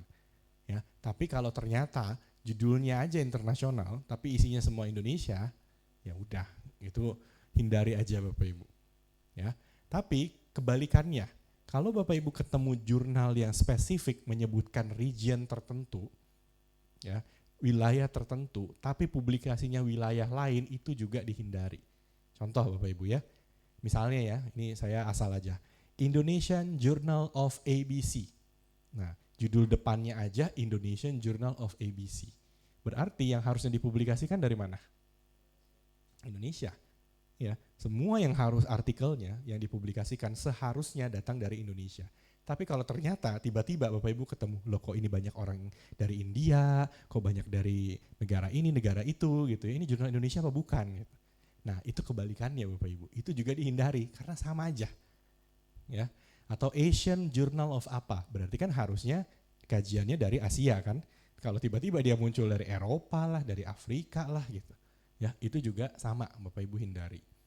Ya, karena kita di Scopus tidak pernah mengharuskan jurnal itu harus jurnal internasional baru terindeks Scopus. Enggak. Ya, jurnal lokal itu bisa terindeks Scopus. Tapi kelokalannya harus sangat kuat. Ya, karena apa? Kalau jurnalnya lokal itu kan lebih susah cari pembaca, lebih susah cari citasi gitu ya. Bukannya kita nggak mau sih, tapi bisa nggak nih editornya, timnya itu mempertahankan bisa dapat artikel, bisa dapat citasi. Nah itu PR besar tuh nanti. Ya, tapi kalau bisa mau jurnal lokal pun kita oke untuk indeksasi ke Scopus. Ya, selama abstraknya bahasa Inggris. Cuma itu syaratnya. Ya. Jadi ini ya kita juga perlu memperhatikan jurnal-jurnalnya ini sesuai dengan namanya itu seperti apa. Kemudian gini, kalau jurnal itu adalah bagian dari penerbit besar, ya misalnya jurnal ini dipublikasikan oleh penerbit besar, misalnya Elsevier atau siapa gitu ya, cek website penerbitnya. Kadang-kadang ada yang suka pakai logonya Elsevier, dia taruh di jurnalnya, tapi kalau dicek di websitenya Elsevier nggak ada jurnalnya. Ya, jadi tidak hanya di Elsevier ya, banyak juga penerbit lain tuh jadi korban juga gitu. Tiba-tiba logo mereka dipakai, ya seolah-olah bagian dari penerbit besar tersebut, tapi ternyata bukan. Ya, contoh ini yang saya screenshot tuh The Lancet. Ya, The Lancet itu bagian dari Elsevier dan The Lancet itu punya banyak anak-anaknya. Jadi ada The Lancet Digital Health, The Lancet Global Health dan lain-lain lah. Nah, jadi kalau ada yang mengcopy namanya, dia buatlah The Lancet apa gitu ya Bapak Ibu, cek di websitenya The Lancet, ada nggak jurnalnya? Ya, jangan-jangan hanya namanya aja yang dipakai. Ya, atau jangan-jangan itu malah jurnal palsu. Dia buat websitenya, dia pakai namanya, tapi di website penerbitnya nggak ada. Ya, atau itu tadi ya, dia pakai namanya atau logonya Elsevier, ditempel di situ, tapi dicek di website Elsevier nggak ada jurnalnya. Ya, itu juga kita menghindari yang fake tadi, ya, yang jurnal-jurnal palsu gitu ya. Nah itu semua bisa dicek di sini. Oke, nah Bapak Ibu ini yang tadi saya share ke Bapak Ibu semuanya, ya, sangat penting untuk bukan hanya kita ketahui, tapi kita laksanakan juga gitu ya. Kita hindari semua yang tadi itu. Ya, kenapa Bapak Ibu? Karena kita tidak sendiri. Dalam arti gini, saya pernah waktu itu ada satu sesi, saya lupa di kampus mana gitu ya. Salah satu penanyanya bilang gini, Pak, tapi saya kan udah kepepet ya gitu. Udahlah saya publikasi aja. Saya udah tahu kok ini jurnal Predator gitu, tapi biayanya sebenarnya nggak terlalu mahal. Saya sanggup bayar gitu ya. Yang penting saya lulus gitu. Nah, itu gimana ya? Terus saya bilang gini, ya mungkin di Anda nggak masalah gitu. Misalnya uang segitu nggak masalah buat Anda, ya. Tapi ini kan masalahnya kita adalah komunitas akademik satu dunia ya. Di sisi kita mungkin kita tidak masalah mengeluarkan uang, yang penting saya publish. Tapi kalau penulis lain ya, peneliti lain, kita nggak tahu dari Indonesia atau dari luar, mereka melihat bahwa ini adalah praktek yang tidak benar, lalu mereka melaporkan ke Scopus, yang rugi juga kita tetap rugi. Kenapa? Kita udah bayar, ini dilaporkan ke Scopus, Scopus discontinue jurnalnya, artikel kita nggak jadi terbit. Atau artikel kita terbit, tapi kemudian kena discontinue bulan depannya. Gitu. Jadi gunanya apa gitu. Malah waktu itu pernah jadi kejadian begini, itu pertanyaan ke kampus sebenarnya ya. Karena kejadiannya adalah mahasiswa ini sudah publikasi dan publikasinya di jurnal Predator. Ya. Mereka tahu ini jurnalnya Predator gitu. Nah kemudian mahasiswanya harus sidang, tapi sidangnya masih 2 bulan lagi ya, karena ada administrasi lah. Bulan depannya jurnalnya discontinue. Nah, terus bagaimana nasib dengan mahasiswa S3 ini yang dia sudah publikasi, ya berhasil, oke, dapat, tapi kena discontinue bulan depannya. Apakah dia bisa sidang 2 bulan kemudian? Nah, itu pertanyaan besar yang kampusnya juga bingung jawabnya bagaimana gitu. Ya, karena jadinya kan begitu ya Bapak Ibu. Dalam situasi-situasi seperti ini ya, kita jadi tidak bisa mempertanggungjawabkan apakah artikel kita yang udah kita buat sudah betul-betul melalui proses peer review yang bagus gitu ya, yang benar gitu. Ya apalagi kita tahu bahwa itu jelas jurnalnya Predator. Udah tahu tetap aja publish. Ya nanti kejadiannya gitu terus Bapak Ibu. Ya. Nah, akibatnya apa? Ini kalau kita terus berulang, kita tidak mengubah pola kita ya dalam publikasi, kita tidak lebih aware terhadap hal-hal seperti ini. Nah, takutnya Indonesia itu dampaknya makin lama makin kecil, bukannya makin naik Bapak Ibu. Ya, karena polanya harus di break dulu. Ya, sistem yang udah kalau buat kita tuh ada kesalahan sistemik begitu ya. Nah, itu kalau udah diubah, maka polanya Indonesia akan mulai kelihatan dampak dari riset. Ya. Dan ini mungkin terakhir saya share ke Bapak Ibu, dampak dari riset itu buat apa gitu ya. Saya karena ini kebetulan saya pegang Asia Tenggara gitu ya, keliling-keliling ke kampus-kampus lain di negara-negara lain gitu ya. Saya nggak pernah ketemu selain di Indonesia yang mempertanyakan riset itu buat apa. Gitu. Nggak pernah, kecuali di Indonesia. Ya, karena apa? Ketika saya di negara-negara lain gitu ya, mereka itu nggak lagi meributkan riset itu buat apa.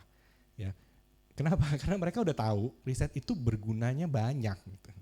Ya, dan buktinya banyak. Dia lihat oh dosennya si A, si B begini, si C begini gitu ya. Dosen-dosennya di situ bahkan ada banyak dosen yang sangat-sangat makmur dari riset gitu.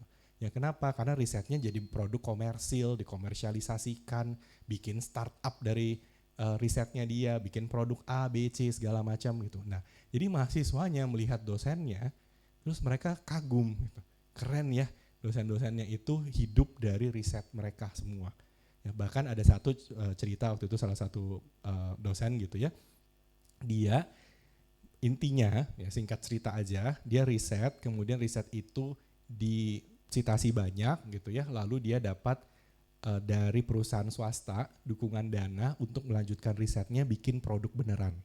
Ya, komersialisasikan riset tersebut gitu ya. Terus akhirnya dibuatkan lab dari perusahaan swastanya, dia dibuatkan perusahaan, jadi perusahaan dalam perusahaan gitu. Kemudian yang dilakukan karena dia berhasil dengan produknya itu, ya dia kembalikan ke kampus, ya dia menyumbang ya sudah $1 juta lah hitungannya gitu ya. Dia menyumbang balik ke kampus untuk bikin lab. Ya, bikin lab melanjutkan lagi riset dia dan dia mencari mahasiswa-mahasiswa yang bagus-bagus join ke labnya dia. Ya, kalau oke, kerja juga sama dia. Ya.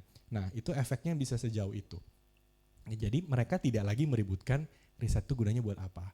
Nah, tapi kalau di Indonesia kadang-kadang tuh masih dengar gitu ya. Misalnya mahasiswa bilang, "Aduh, malas buat skripsi gitu ya, buat tesis, buat disertasi, gitu nggak ada gunanya."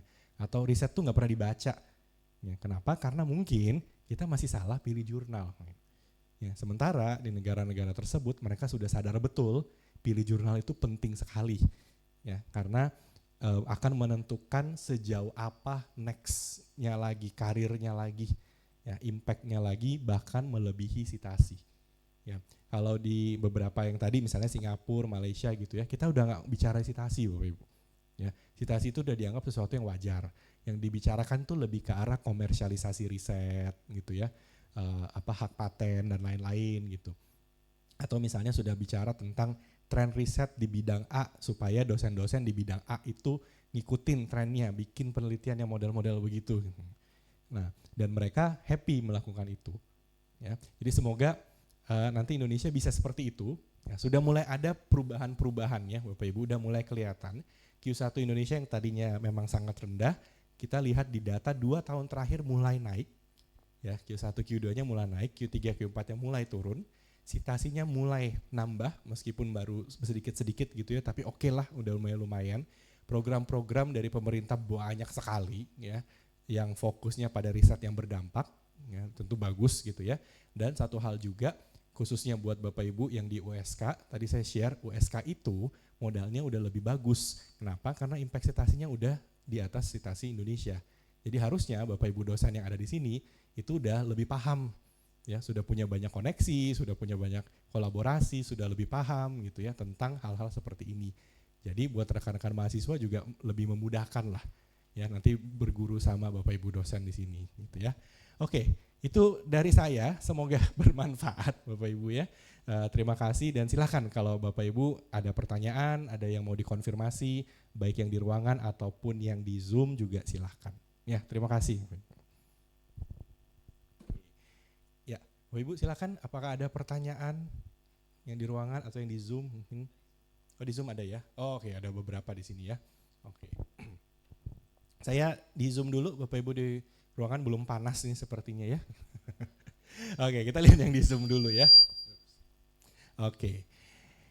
Izin bertanya, bagaimana keterbatasan akses terhadap jurnal bereputasi internasional mempengaruhi kualitas penelitian di negara berkembang dan strategi apa yang dapat diterapkan untuk mengatasinya? Ya, betul. Jadi Bapak Ibu punya akses ke jurnal bereputasi internasional itu sudah Wajib sih harusnya Bapak Ibu ya. Kenapa? Karena prinsipnya simple. Kita kalau baca yang berkualitas, ya kita jadi lebih bisa berpikir yang bagus tuh kayak apa kan? Ya, kalau kita read quality, kita harusnya bisa write and publish quality. Kan simpelnya gitu. Jurnal bereputasi internasional itu udah semacam bahan mentahnya Bapak Ibu. Ya, kalau kita ke restoran kita mau makan apa gitu ya, salah satu yang jadi penyebab makanannya enak atau tidak kan kualitas bahan makanan awalnya. Ya, dan itu artinya memang betul setuju gitu ya, jurnal akses terhadap jurnal bereputasi internasional bisa mempengaruhi kualitas dari penelitian dan penelitinya ya di negara-negara berkembang. Nah, terus strategi apa yang diterapkan untuk mengatasinya ini dalam arti mungkin keterbatasan aksesnya gitu kan Bapak Ibu ya.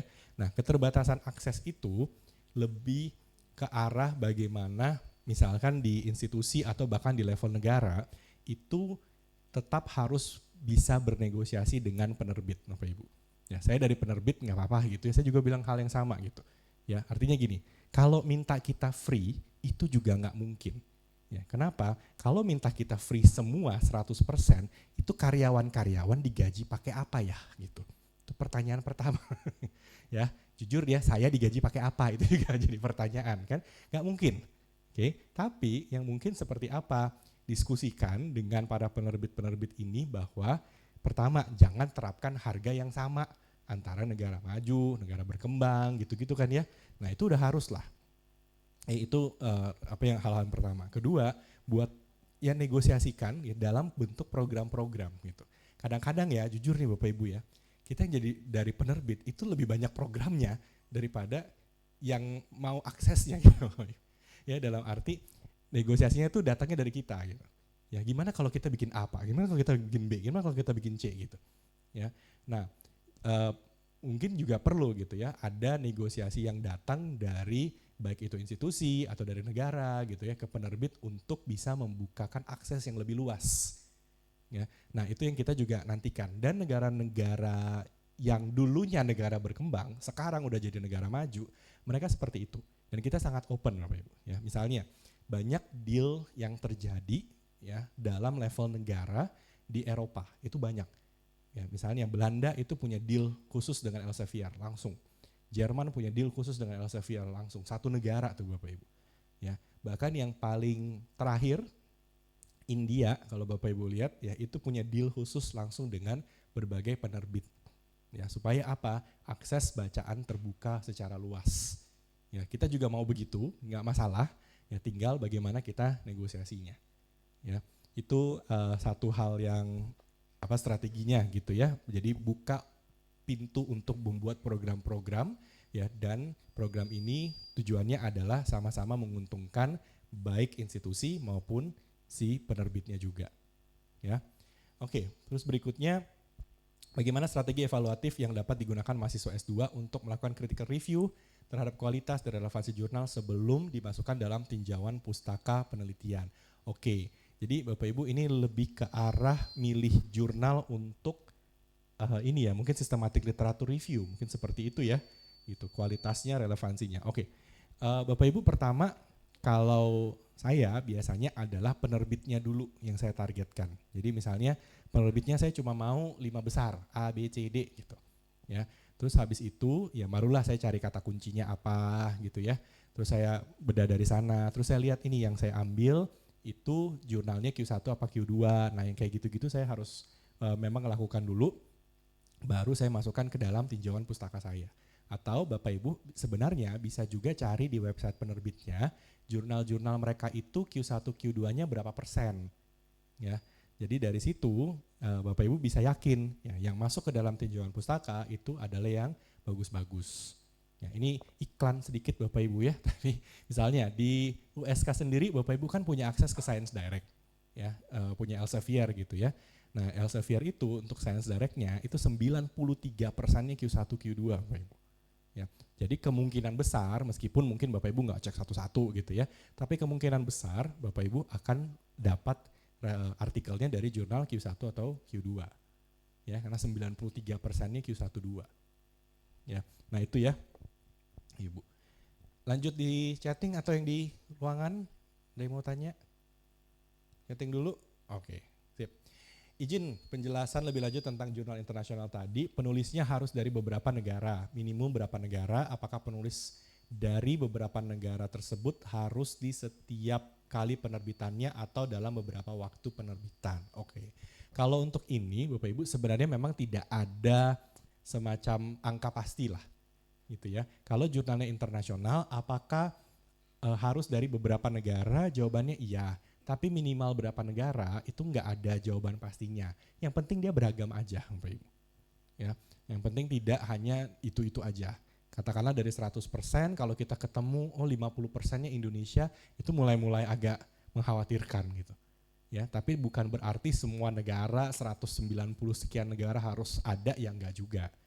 Ya, jadi kita nggak punya standar seperti itu. Dan apakah harus di setiap kali penerbitannya? Jawabannya iya. Jadi setiap kali terbit selalu ada penulis dari berbagai macam negara. Ya. Oke, apakah Elsevier memiliki program atau platform mendukung kolaborasi antar peneliti lintas negara yang berbeda? Iya, punya Bapak Ibu ya. Kita punyanya itu platform. Ya, platformnya memang modelnya itu langganan gitu ya. Jadi kita punya platform untuk bisa memetakan penelitian itu ya, topik apa atau peneliti mana itu cocoknya kolaborasi sama siapa. Ya, itu ada platformnya namanya Saifal, Bapak Ibu. Ya, itu memang sifatnya langganan terpisah ya. Nah, itu ya. Jadi seperti itu sebenarnya ada. Kemudian bagaimana Elsevier mengukur dampak sosial dari publikasi, bukan hanya jumlah citasi yang dijelaskan tadi. Ini juga ada Bapak Ibu. Jadi pertama kita memang ngukurnya citasi dulu supaya ada data ininya, data angkanya dulu aja. Ya, meskipun kita juga sadar bahwa ya itu bukan segala-galanya lah. Nah, tapi melebihi itu ya kita punya kelanjutannya lagi nih Bapak Ibu. Ya. Apa tuh? Oke, ini nanti kita bahas. Oke. Tapi gini, balik ke tadi ya. Jadi pertama citasi dulu, ya. Tapi melebihi citasi, nextnya apa sih? Nextnya kita punya data yang namanya policy. Nah, policy itu apa? Berapa banyak policy dan policy apa saja, kebijakan publik apa saja yang datangnya ya mensitasi penelitian. Nah, kita ada tuh Bapak Ibu.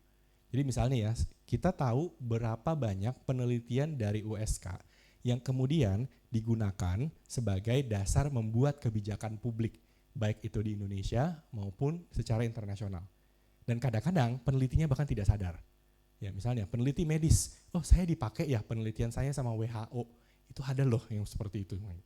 Ya cuma mungkin kita tidak men-tracking ke sana. Ya jadi kita punya data kebijakan publik, itu yang pertama setelah citasi ya.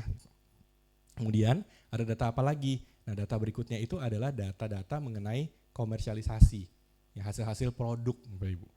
Ya produk-produk di mana dasar membuat produk tersebut berangkat dari riset yang mana gitu Bapak. Nah itu juga ada data-datanya. Ya, nah bentuk-bentuknya seperti itu. Kemudian kita juga ada yang sifatnya sangat kualitatif, ya dalam arti kita buat award.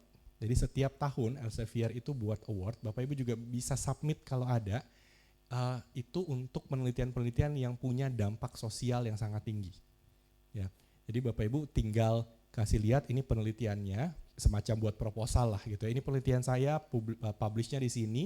Lalu setelah penelitian itu apa yang Bapak Ibu lakukan?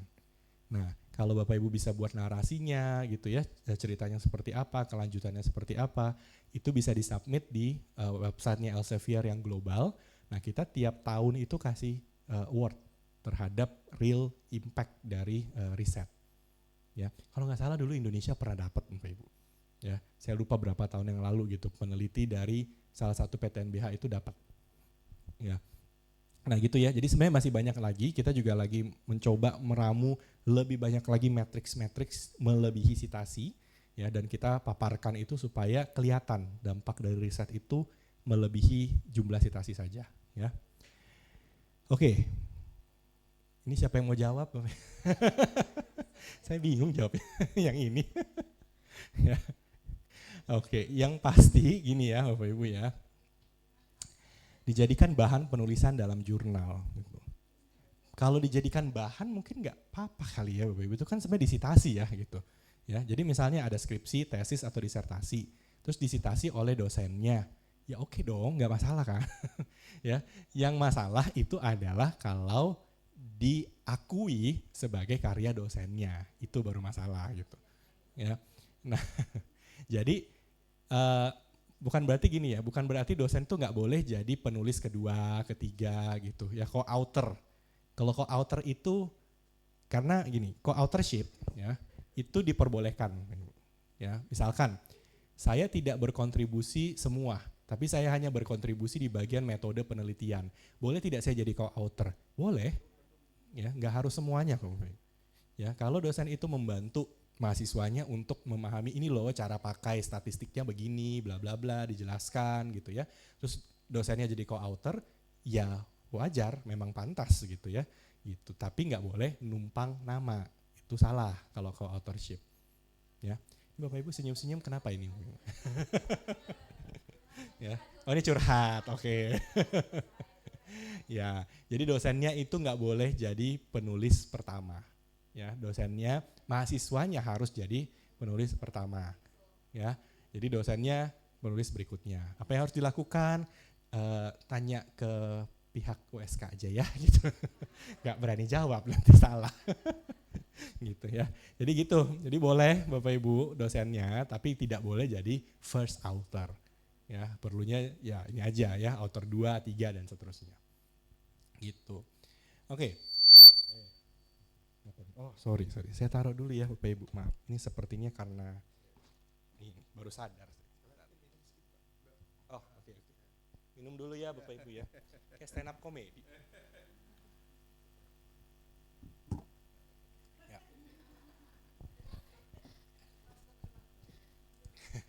Oke, bagaimana Elsevier maintain objektivitas dan profesional pada jurnal-jurnal mereka terkait Scopus mengingat Scopus owned by Elsevier. Oke, maintainnya sebenarnya simple aja sih Bapak Ibu ya. Pertama gini, untuk jurnal-jurnal Elsevier ya, betul Scopus itu punya Elsevier. Ya, jadi logikanya kan gini, kalau Scopus itu punya Elsevier, maka semua jurnal Elsevier harusnya terindeks Scopus. Benar nggak Bapak Ibu? Ternyata enggak begitu Bapak Ibu. Karena Scopus itu punya aturannya sendiri dan Scopus itu aturan-aturan ini tuh sifatnya cukup banyak yang tidak bisa, yang sifatnya tuh lebih kuantitatif. Jadi meskipun jurnalnya datang dari Elsevier, tapi kalau secara angkanya nggak masuk, ya sama aja, nggak bisa juga terindeks Scopus. Contoh, Bapak Ibu, pertama, minimum umur jurnal, usia jurnal harus 2 tahun.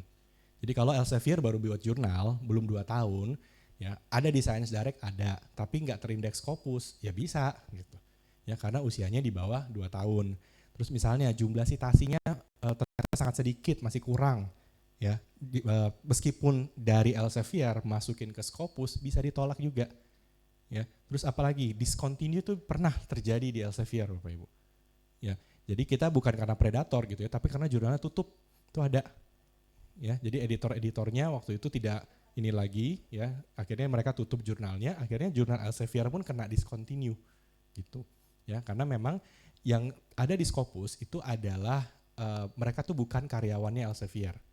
Jadi tim asesor yang ada di Scopus itu namanya Content Selection Advisory Board atau CSAB. Mereka adalah profesor-profesor dari berbagai macam universitas. Mereka kita nggak bayar, Ibu. Ya, mereka bukan karyawannya kita gitu. Ya, jadi tugas mereka adalah menseleksi jurnal-jurnal ini senetral mungkin. Ya, kalaupun itu dari Elsevier dan harus ditolak atau harus discontinue, silahkan gitu. Ya, itu yang kita selalu lakukan. Kita nggak mau menjadikan mereka karyawan kita. Kalau kita udah jadikan karyawan, udah susah gitu, ya kan? Makanya kita selalu buatnya senetral mungkin seperti itu. Ya. Nah, berikutnya mengapa jurnal Elsevier itu biayanya sangat mahal APC-nya? Apakah memang dibutuhkan sebesar biaya demikian untuk memproses artikel mulai dari submit sampai terbit? Nah, kalau ini ya tidak lepas karena kebanyakan jurnal Elsevier itu posisinya ada di Europe. Ya, kantornya di Europe, ada juga di US, kebanyakan seperti itu. Ya. Nah, kalau udah kantornya di Europe, di US, kan mahal ya biaya hidupnya gitu. Ya, nah itulah. Tapi ya, satu hal yang penting yang tadi saya infokan ke Bapak Ibu adalah kita punya program Geographical Prize Open Access. Ya, di mana kalaupun di website mahal, misalnya 5.000 US dollar gitu ya. Nah, tapi buat negara-negara berkembang, mereka bayarnya tidak harus sesuai dengan yang ada di website itu. Nanti kepotong sendiri, misalnya, oke, ini harganya 1.000 US dollar. Submit, Bapak Ibu klik Indonesia, jurnal itu masuk ke dalam program Geographical Price Open Access, Bapak Ibu coba bayar 55%-nya. Ya, bahkan negara-negara yang lebih rendah ekonominya dari Indonesia itu ada yang cuma bayar 20%, ada yang cuma bayar 10%, ada negara-negara yang bahkan open access-nya 0. Ya, jadi kita harga dasarnya memang lumayan tinggi karena mengikuti harga Europe, tapi beda negara akhirnya jadi beda harga juga. Gitu. Jadi jangan langsung kaget gitu mahal sekali. Ya memang begitu karena basisnya di sana. Ya, oke. Apakah ada jurnal yang APC-nya dibedakan jika author 1 student, author 2 profesor, jadi lebih murah untuk student? Nggak ada Bapak Ibu. Ya, kenapa? Karena ini juga satu hal yang kita selalu jaga adalah kita tidak pernah tanya itu author, mahasiswa, apa profesor. Ya, kenapa? Karena waktu Bapak Ibu submit artikelnya, ya Bapak Ibu nanti coba perhatikan ya, waktu submit artikel tersebut, Word dokumennya itu akan diminta untuk dihapus nama authornya. Ya, kenapa dihapus nama authornya? Supaya yang review itu juga tidak tahu ini paper dari student, dari mahasiswa, apa dari dosen atau dari mana, dia nggak tahu. Ini dari negara mana juga dia nggak tahu. Ya, jadi kita menjaga netralitas seperti itu. Ya, nah itulah kenapa tidak ada juga pembedaan gitu ya APC. Mau itu dosen, mau itu mahasiswa apa semuanya nggak masalah. Ya artinya memang standar aja. Ya karena kan siapa tahu mahasiswanya lebih itu ya dari dosennya. Ya. Oke, berikutnya ada artikel yang terbit di jurnal Q1, ternyata diketahui ada kesalahan ketik, misalnya kekurangan ID pada satu kata tertentu. Apakah ini mungkin terjadi pada jurnal atau publisher besar atau bahkan dengan Q kuartil mungkin ya? Q1 gitu ya. Oh bisa, namanya juga human error Bapak Ibu ya. Pasti ada-ada aja lah begitu ya. Nah ini tergantung dari jurnalnya. Kadang-kadang kalau kesalahannya lumayan fatal Bapak Ibu ya, terus lupa, itu biasanya artikelnya akan bukan re-upload ya istilahnya ya. Saya lupa istilahnya, tapi dinaikkan lagi gitu. Ya ada versinya gitu. Ya jadi versinya diperbaharui gitu. Ya itu kalau memang fatal. Ya, jadi secara umumnya artikelnya sebenarnya oke gitu ya, tapi ada kesalahan-kesalahan seperti itu. Tapi kalau cuma kesalahan titik atau koma gitu ya, biasanya ya sudahlah. Ya, tidak diapa-apakan kecuali titik atau komanya penting sekali. Ya, umumnya gitu ya Bapak Ibu. Cuma memang agak jarang lah kejadian-kejadian seperti ini, biasanya udah di proofread, udah dibaca ulang gitu ya, dites lagi sampai oke baru terbit ya. Oke. Bagaimana strategi mendapatkan research gap untuk publikasi level Q1 dan Q2? Mau cara gampang apa cara susah nih? Ya. Cara gampang sekarang banyak AI. Cara gampang. Ya, Science Direct aja sekarang ada AI-nya loh Bapak Ibu. Ya, terus bisa tanya research gap-nya apa, keluar nanti. Ya. Nah, tapi kalau memang cara yang manualnya adalah ya kita tetap harus baca dulu artikelnya, kita cari satu-satu, oke, yang artikel ini research gap-nya ini, artikel yang kedua research gap-nya apa, lalu buatlah tabel gitu ya, tabel perbandingan. Ya, tabel itu akan menunjukkan research gap dari berbagai macam artikel, cari pattern-nya. Ya, baru kita bisa ketemu. Itu jalur yang seharusnya. Cuma memang capek ya melakukan itu satu-satu. Ya. Jadi itu ya, bisa dapat research gap untuk level Q1, Q2. Bapak Ibu juga downloadnya artikelnya Q1, Q2 ya, supaya lebih sama gitu standarnya. Oke, apakah jika ada special issue di suatu jurnal itu kedudukannya atau kualitasnya dianggap sama dengan regular issue-nya? Ya, nggak masalah Bapak Ibu. Ya, jadi special issue juga kita anggap sama-sama aja dengan regular issue-nya. Yang bahaya itu kalau special issue-nya keseringan. Itu yang jadi pertanyaan, kok sering amat gitu. Ya. Jadi special issue tidak masalah, tapi kalau terlalu sering itu takutnya ya Bapak Ibu. Special issue-nya adalah kedok untuk mendapatkan uang yang lebih banyak. Kadang-kadang suka begitu Bapak Ibu. Ya kalau sesekali kita maklum, tapi kalau terlalu sering, malah kadang-kadang special issue-nya lebih banyak daripada regular issue-nya, itu jadi masalah. Ya. Tapi secara kualitas kita secara normalnya anggap oke, nggak masalah. Oke, berikutnya bagaimana dengan status beberapa jurnal terindeks Scopus mengirim penawaran email untuk submit ke jurnalnya. Ini sih sebenarnya bukan berarti jurnal itu nggak boleh sama sekali nawarin ke Bapak Ibu untuk publish. Ya, jadi jurnal itu bukan berarti tidak boleh sama sekali menawarkan Bapak Ibu, yuk publish di jurnal saya. Ya, itu kita anggap wajar-wajar aja. Tapi yang masalah itu kalau kontennya apa dulu nih Bapak Ibu. Misalnya Bapak Ibu terima email, yuk publish di jurnal saya, terus Bapak Ibu baca. Ya. Nah, waktu dibaca, perhatikan apa yang dia tawarkan.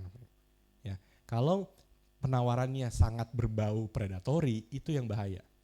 Ya, misalnya, oke, publish di jurnal saya, nanti nilainya sekian, Bapak Ibu udah pasti terbit, bla bla bla, nanti dapat ini, atau Bapak Ibu bisa top up, itu pernah ada. Ya, top up dulu uangnya, nanti Bapak Ibu bisa dapat 3+1 ini dan itu. Nah, itu yang begitu-begituan yang nggak boleh. Ya, tapi kalau cuma sekedar, yuk kita udah keluar nih special issue yang baru, yuk Bapak Ibu kalau punya artikel ini submit di jurnal saya, ya oke, nggak masalah gitu. Kan nggak ada info-info aneh-aneh di bawahnya kan, gitu. Hanya ajakan aja. Ya. Atau kalau keseringan juga itu agak-agak mencurigakan Bapak Ibu. Ya, keseringan email terus gitu. Ya. Oke. Udah habis? Oke, sip. Yang di ruangan apakah ada Bapak Ibu? Ya silakan, ini ada mic-nya. Baik, terima kasih Pak Johan dan Bapak Ibu sekalian. Assalamualaikum warahmatullahi wabarakatuh. Perkenalkan, nama saya Triva Murtina Lubis, dosen dari Fakultas Kedokteran Hewan USK. Saat ini juga sedang melanjutkan studi S3 Sains Veteriner di Kedokteran Hewan. Pertanyaan saya Pak Johan ya, kan kita semua jurnal di indeks yang terindeks Scopus di Elsevier kan double blind review. Tapi sebagai penulis yang setelah kita bisa submit, boleh nggak kita merekomendasikan calon reviewer internasional gitu? Ya memang menurut kita mungkin kebetulan profesor atau kita kenal, tapi memang dia qualified di bidang itu. Karena tadi kan katanya Elsevier punya data. Kemudian pertanyaan kedua, selain minimum 2 tahun dan juga jumlah citasi, kira-kira boleh tahu apa syarat sebuah jurnal itu terindeks oleh Scopus? Demikian, terima kasih. Assalamualaikum warahmatullahi wabarakatuh. Oke Bu, ya pertama untuk reviewer ya, jadi Bapak Ibu kalau untuk submit ke jurnal Elsevier, justru Bapak Ibu wajib mencantumkan reviewernya kira-kira siapa. Jadi Bapak Ibu nanti ditanya gitu ya, ini kalau papernya di review, menurutmu siapa yang pantas mereview paper kamu gitu. Nah itu kita harus cari tuh Bapak Ibu, ya kenal nggak masalah, ya tapi dia memang adalah ahli, dia itu expert di bidang tersebut. Ya, kita tinggal mention, oh prof ini, bla bla bla bla gitu ya. Apa kalau perlu ini Scopus ID-nya yang ini, gitu. Ya, udah kasih aja. Perkara itu nanti betul direview oleh orang ini atau tidak, itu tergantung dari editor jurnalnya. Jadi nanti editornya yang kerja, ya, editornya yang kontak ke orang tersebut, ya, prof ini ada yang mau review paper nih, ya, mau nggak direview? Nah, itu nanti tergantung dari editornya. Ya, jadi Bapak Ibu justru wajib ya cari siapa expertnya. Nanti kalaupun bukan dia, ya nggak masalah juga gitu ya. Nanti dicarikan sama editornya. Ya, kenapa menurut editor itu reviewer itu justru harus datangnya dari peneliti? Ya, karena peneliti itu seharusnya punya jaringan, betul, punya jejaring gitu, punya peer reviewernya gitu. Ya kenal pun nggak masalah kok Bapak Ibu. Ya, kenapa kenal itu tidak masalah? Karena itu double blind, artinya yang mereview pun tidak tahu dia mereview punya temennya, itu bisa juga gitu, ya kan? Nah kita pun nggak tahu benar nggak ya kita direview sama dia gitu. Ya itu juga satu hal yang kita jaga, tapi setidaknya orang-orang di lingkungan itu, misalnya ibu di kedokteran hewan gitu ya, ya memang orang-orangnya itu lagi gitu, expertnya ya dia gitu ya. Dan itulah gunanya dan kenapa namanya peer review, direview oleh sejawat kita gitu ya. Nah itu satu hal yang justru kita biasanya diminta ya, reviewernya siapa. Terus yang kedua, syarat jurnal terindeks Scopus banyak ya, Pertama, betul ya, itu jurnalnya minimum 2 tahun ya. Terus yang kedua adalah jurnalnya itu punya citasi. Nah, citasi itu angkanya berapa tergantung bidang ilmunya apa. Ya, ada bidang-bidang ilmu tertentu yang citasi itu bisa tinggi. Contoh kesehatan. Kesehatan itu gampang dapat citasi.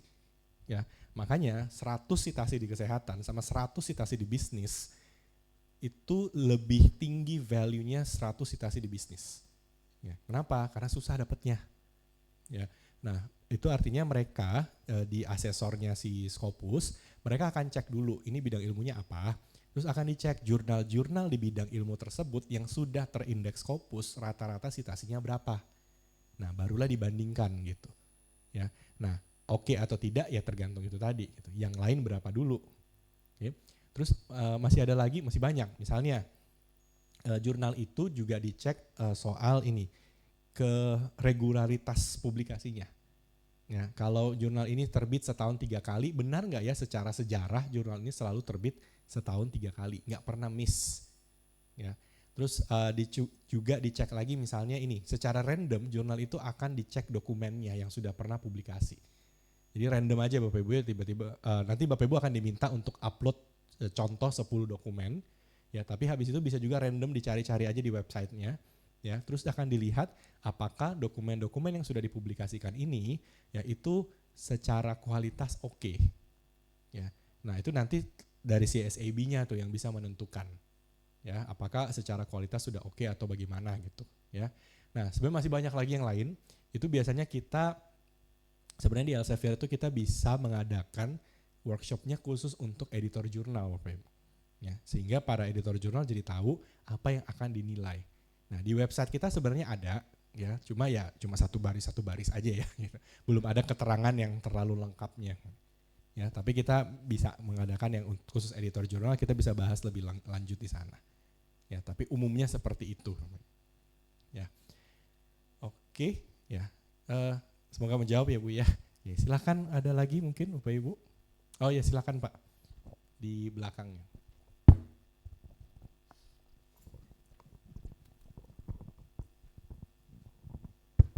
Ya, terima kasih.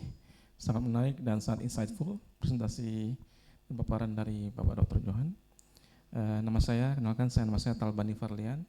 Saya dosen Fakultas Ekonomi dan Bisnis dan sekaligus juga sekarang mengikuti program PhD untuk HEMA dari USK dan Malaysia.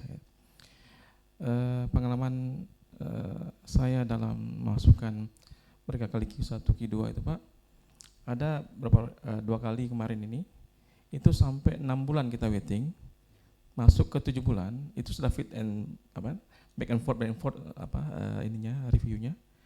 Tapi pas by the end cuma menambahkan satu saja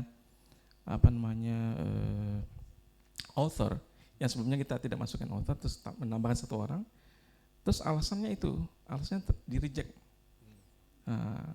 Jadi by the end babak terakhir, tapi lama itu Pak namanya, nunggunya lama. Yang terakhir, yang finalisasi terakhir itu cuma 1 aja nama yang kita masukkan, yang sebelumnya kita belum masukkan, terus kita masukkan terakhir. Kawan saya itu di reject Pak. Nah apakah sedemikian sangat jurnal ternama itu atau reputasi Scopus itu memang seperti itu, atau apakah memang sudah overload dan sebagainya? Mungkin ada arahan dari Bapak. Terima kasih. Assalamualaikum warahmatullahi wabarakatuh. Oke Pak, kalau untuk itu biasanya memang kita serahkan ke jurnal Pak. Gitu. Dan memang ada jurnal-jurnal setuju, ada yang sangat-sangat strict. Kalau udah depan autornya ini nggak boleh ditambah di akhir gitu. Tapi ada juga yang nggak masalah Pak, asal ada alasannya. Gitu. Kenapa tiba-tiba nambah co-author Pak? Gitu. Nah kalau yang begini kita memang di Scopus tidak bisa, kita nggak punya aturannya ke jurnal mengenai bagaimana mereka treat authorship Pak. Gitu. Kita punya semacam standarnya aja, standar guide-nya apa, tapi ya itu tadi Pak, praktek-praktek yang seperti ini semua tergantung jurnalnya. Mungkin saya kurang tahu ya Pak itu jurnal apa gitu, bagaimana, apakah bisa di-appeal dalam arti bisa dijelaskan kepada jurnal tersebut ke editornya, kenapa ada penambahan, alasannya apa dan seterusnya. Karena ujung-ujungnya yang biasanya kalau sudah di level itu yang menentukan kan editornya Pak, bukan reviewer lagi ya. Karena reviewer kan hanya di konten ya Pak. Nah kalau mungkin kita bisa menjelaskan ke editor alasannya kenapa, ya siapa tahu editornya tetap oke gitu Pak. Tapi sekali lagi ya tergantung jurnal masing-masing ya Pak ya, gitu seketat apa mereka dalam hal-hal seperti ini gitu Pak. Nah, ya sama-sama.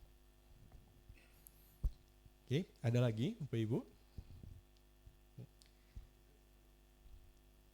Tambah semangat apa tambah pusing?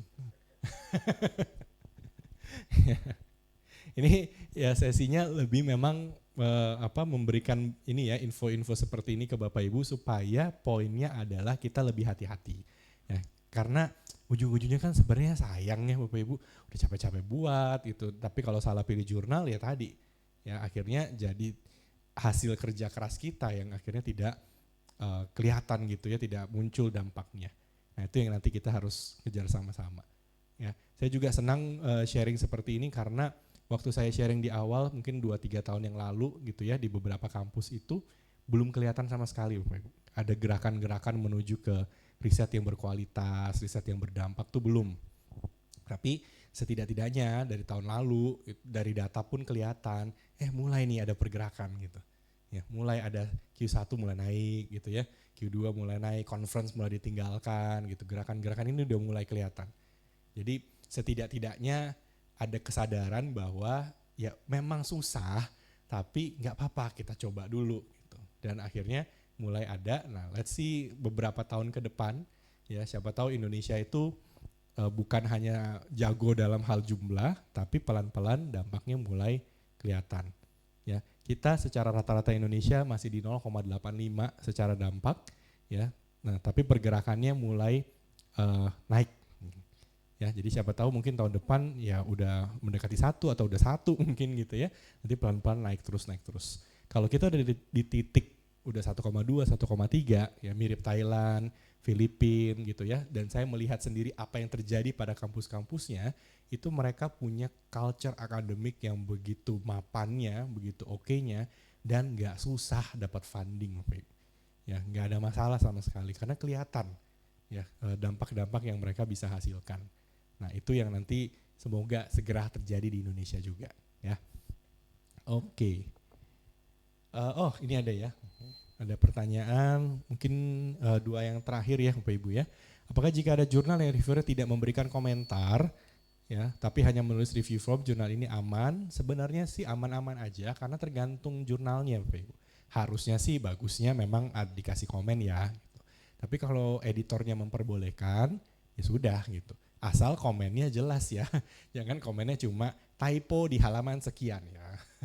Ya itu udah jelas dihindari aja ya. Itu. Kemudian apakah boleh kita email editor bila sudah terlalu lama 4-5 bulan tidak keluar juga review dari artikel kita? Tergantung. Ya, ada sekarang website, misalnya websitenya Science Direct Bapak Ibu. Kalau Bapak Ibu cari jurnal, sekarang kita punya namanya average waiting time. Nah, jadi Bapak Ibu cek dulu average waiting time-nya berapa lama. Gitu. Memang ada yang average waiting time-nya bisa 5 bulan, itu ada. Nah, kalau di websitenya sudah tertulis 5 bulan, jangan di email sebelum 5 bulan. Ya, nanti Bapak Ibu ini dimarahin gitu ya. Nah, tapi kalau memang sudah lewat, belum ada, boleh Bapak Ibu email silahkan gitu. Ya. Nah, tapi kalau website yang tidak ada ya infonya berapa sih average waiting time-nya, itu silahkan kalau Bapak Ibu mau email ya gitu. Tapi kalau udah 4 bulan menurut saya ya nggak masalah gitu ya, itu udah cukup lama. Tapi kalau baru seminggu 2 minggu jangan. Ya biasanya mereka masih proses gitu. Ya memang lama Bapak Ibu. Jadi kita harus punya strategi nih. Ya apalagi yang sedang S2 S3 ya itu mengejar waktunya itu harus punya strategi sendiri. Yang udah harus publikasi ya kapan saya submit disertasi, kapan saya ini udah kita atur timeline-nya. Ya siapkan aja setidaknya setahun lah Bapak Ibu ya buat proses publikasinya. Ya, oke. Mungkin itu Bapak Ibu. Apakah ada pertanyaan dari floor juga aman? Oke. Kalau sudah tidak ada, berarti sekali lagi ya terima kasih Bapak Ibu semuanya ya untuk antusiasmenya ya ini panas semua ya di ruangan dan di Zoom banyak pertanyaannya, tapi bagus, itu artinya Bapak Ibu bukan hanya menyimak tapi juga mau belajar sama-sama. Nah, semoga nanti ke depannya kita punya lagi sesi-sesi seperti ini, baik yang langsung ya ataupun secara online ya. Sekali lagi terima kasih, semoga bermanfaat. Saya mungkin Pak Ismul mau menyampaikan apa? Ya. Oke, terima kasih juga ya untuk perpustakaan USK. Mungkin kita boleh ini sekarang jadi MC ya gitu. Kita boleh tepuk tangan buat perpustakaan USK juga nih Bapak Ibu ya yang sudah membantu, dan nanti ke depannya kita bertemu lagi di kesempatan berikutnya ya. Terima kasih Bapak Ibu.